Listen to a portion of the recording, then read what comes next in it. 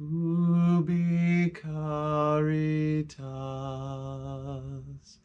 et amor,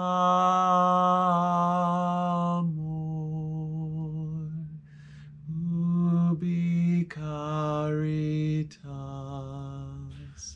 Welcome everyone to the Community Food Pantry here on Common Ground on this Maundy Thursday of Holy Week. A lot of people ask, what in the world does Maundy Thursday mean? And Maundy comes from a Latin word which means commandment. And it is on this day that we remember that at the Last Supper, Jesus gave the disciples a new commandment. And that new commandment was to love one another the way he has loved us. So I want to explore that with you for a few minutes today. But first, let me teach you a song. This song is ancient. So ancient, it's in Latin. It goes, Ubi caritas et amor,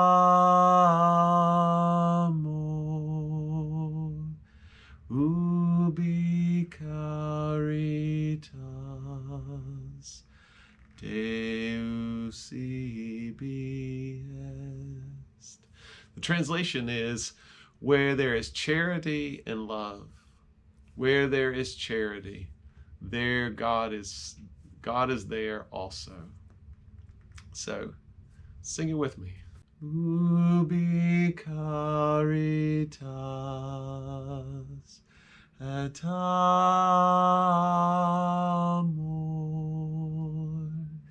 ubi caritas Deus ibi est. Where there is charity and love, where there is charity. So there at the Last Supper, there was an issue.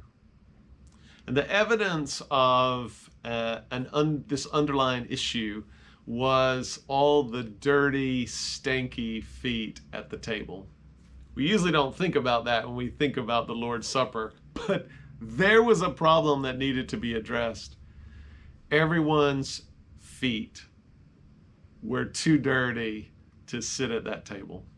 The custom of their day, as they walked in sandals or even in bare feet on those dusty roads, was when they came into a house, the host would either themselves, or if they were wealthy enough to have servants, they would have the feet of their guest washed. But in this case, there is no host. They have a borrowed upper room for this Last Supper. And they're sitting there with dirty, stinky feet because each one is refusing to bend and kneel and submit to washing the other's feet. See, they've been arguing all along the way, who is the greatest? Who is the best follower of Jesus? Who's Jesus' favorite? Who is the leader of the bunch, of the pack? And so we see it playing out here, though it is silent, we see it in the dirty feet and their stubbornness, right? Which is really weakness, right? They don't have the strength to kneel at each other's feet and to wash them. And so Jesus, knowing full well what is going on, he silently gets up from the table. And I'm sure he begins to make them curious as he strips off his outer robe and he ties a towel around his waist, right? The garb of a servant. And then he gets a basin and he begins to fill it with water. and I'm sure you could see the wheels turning in the disciples' heads. They were like, no, what is going on? The teacher, the master, as a servant, right? Going to wash our feet. They maybe all were thinking it, but Peter himself actually is a loudmouth enough to have said what they were all thinking.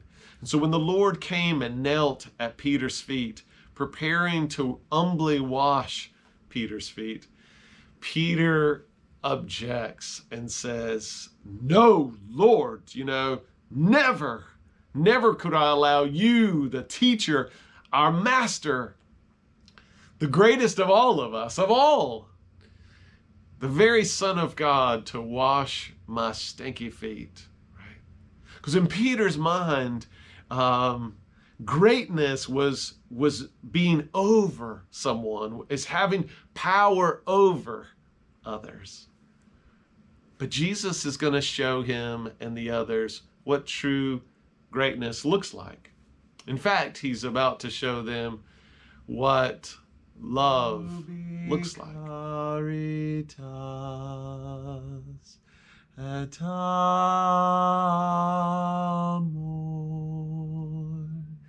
ubi caritas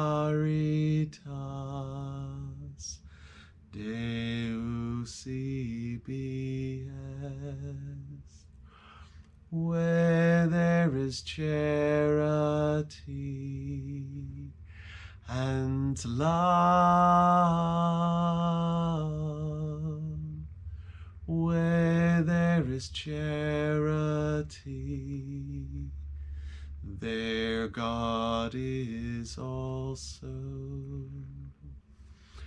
Ubi caritas et amor,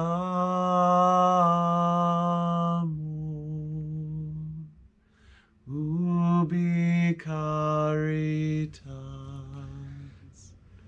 It's really telling how John describes Jesus' mindset before he washes the disciples' feet. John describes it this way. Now, before the festival of the Passover, Jesus knew that his hour had come to depart from this world and go to the Father. Having loved his own who were in the world, he loved them to the end. Loved them even though they were knuckleheads. It goes on to say, and during supper, Jesus, knowing that the Father had given all things into his hands, that he had complete control, that he was in charge, and knowing that he had come from God and was going to God, he got up to serve. Jesus, out of a place of certainty and fullness and abundance and strength, knowing exactly who he is, knowing that he has utter authority, that he is the King of Kings, he is then able, with that strength and that fullness, to kneel and to serve his disciples, and to go on from washing their feet to ultimately laying down his life on the cross as a servant. Jesus talks about greatness this way in Mark chapter 10. It's actually his response to them, to, again, one of their disputes about who is the greatest. He said it this way. You know that among the Gentiles, those whom they recognize as their rulers lord it over them, and their great ones are tyrants over them. But it is not so among you. But whoever wishes to become great among you must be your servant. And whoever wishes to be first among you must be slave of all. For the Son of Man came not to be served, but to serve, to give his life as a ransom for many.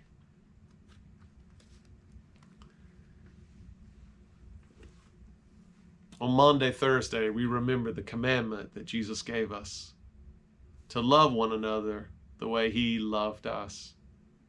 And he, right, the very Son of God, showed us that love by humbly serving us, by putting our interest before his own. That's the message of the cross, that he values us, values our life more than his own life. And so in that is this liberation. It's the strength and fullness that he offers to us of our value and of the certainty that we belong to him and that nothing can snatch us away from him, that he cares for us and is always seeking our good. And it's in that posture that now we are freed, or it's in that reality, right, as we come to know that we are free to join him in seeking the good of others, in serving the interests of others. So I invite you this Maundy Thursday to maybe celebrate differently. Historically, Christians have washed one another's feet on this day. But I invite you today or tomorrow or every day to follow Jesus, right, into his kingdom, into his abundant life by kneeling at the feet of others. Maybe not physically kneeling, but by seeking ways to serve. And I would encourage you, look for supposedly small ways, simple ways, because the reality is there are no small acts of service. Every act of love, in every act of love, there God is as well. Ubi caritas et amor,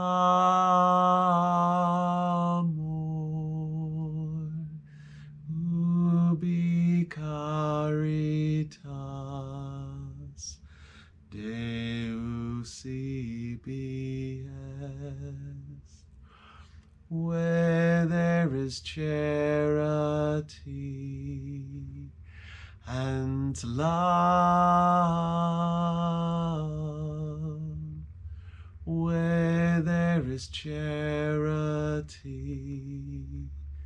there God is also.